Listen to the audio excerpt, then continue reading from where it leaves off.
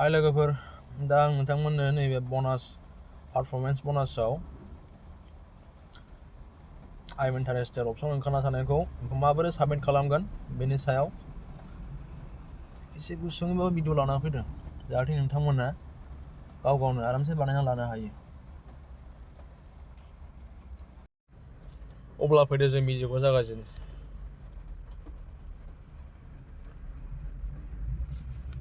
गिबियावनो नोंथाङा नोंथांनि फेसबुक एपखौ खुलिना लाग्रोदो। आङो आंनि फेसबुक एपखौ खुलिदोनि, आं खुलिबाय।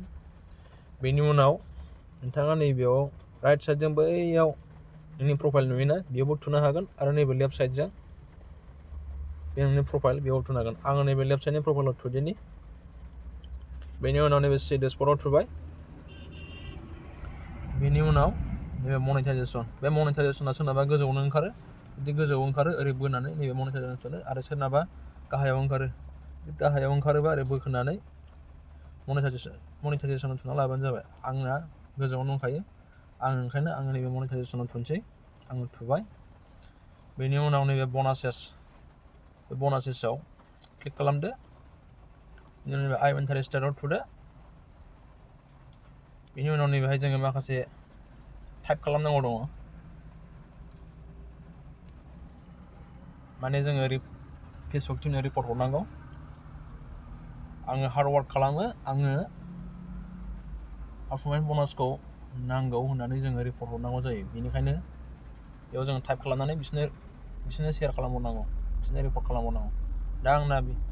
दा आंना नट्स खालामखानाय दंखायो, आङो नट्सनिफ्राय कपि पेस्ट खालामना लाबोनोसै।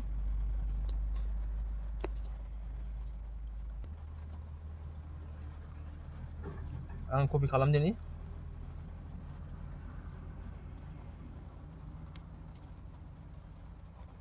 दानिया आं बेहाय पेस्ट खालामदि।